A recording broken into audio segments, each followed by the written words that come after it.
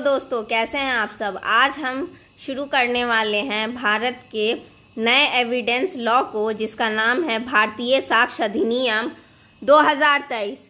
यह नया कानून पुराने इंडियन एविडेंस एक्ट 1872 की जगह लाया गया है।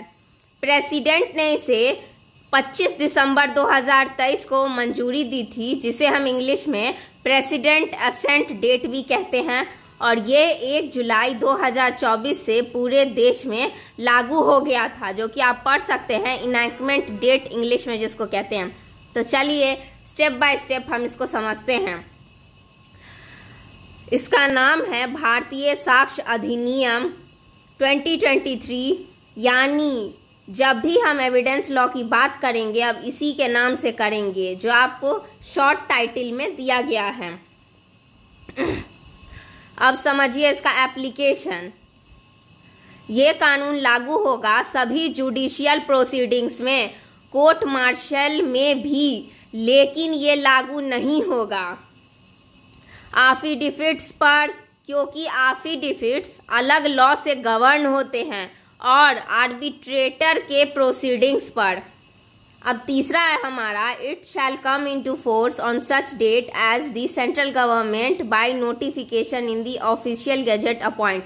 यह उस दिन से लागू होगा जो तारीख सेंट्रल गवर्नमेंट ऑफिशियल गैजेट में नोटिफाई करेगी। ये तारीख है आपका इनैक्टमेंट डेट 1 जुलाई 2024। अब सेक्शन 2 डेफिनेशंस। अब डेफिनेशंस पर ध्यान दीजिए, ये बहुत महत्वपूर्ण है क्योंकि पूरी एविडेंस लॉ इन्हीं पर टिकी हुई है।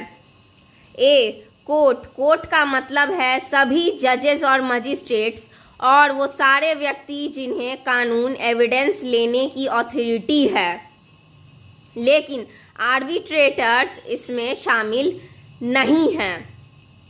अब बी है हमारा कंक्लूसिव प्रूफ।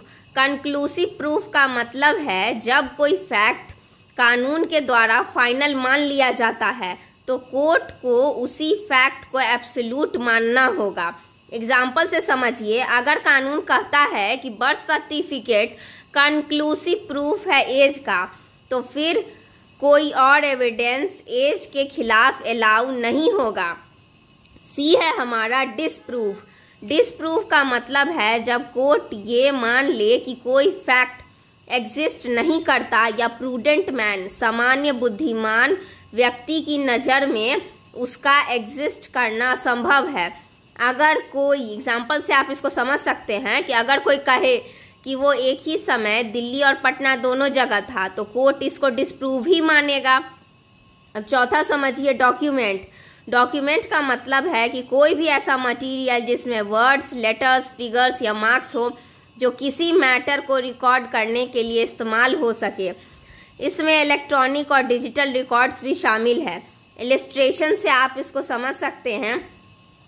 और राइटिंग इज अ डॉक्यूमेंट। कोई भी डॉक्यूमेंट पे कोई चीज़ लिखा हुआ है राइटिंग में, तो वो आपका डॉक्यूमेंट में कंसीडर होगा। दूसरा है प्रिंटेड लिथोमार्क्स या फोटोग्राफ वर्ड्स, वो भी डॉक्यूमेंट्स में कंसीडर किए जाएंगे।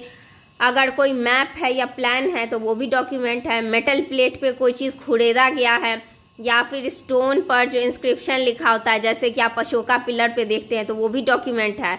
और कैरिकेचर, ये भी डॉक्यूमेंट में कंसीडर किया जाता है। तो फ्रेंड्स, आज हमने सेक्शन 1 और 2 को डिटेल में समझा, जिसमें शॉर्ट टाइटल, एप्लीकेशन, कमेंसमेंट और डेफिनेशंस जैसे इंपॉर्टेंट कॉन्सेप्ट्स कवर किए गए हैं। ये बेस हैं। अगर डेफिनेशंस क्लियर होंगी तभी आप आगे की सेक्शंस अच्छे से समझ पाएंगे। अगले लेक्चर में हम दूसरे जो एविडेंस के सेक्शंस हैं उनको डिस्कस किया जाएगा। अगर आपको मेरी ये वीडियो पसंद आ रही है तो आप इसको सब्सक्राइब करें, लाइक करें और अपने दोस्तों के साथ शेयर करें। धन्यवाद।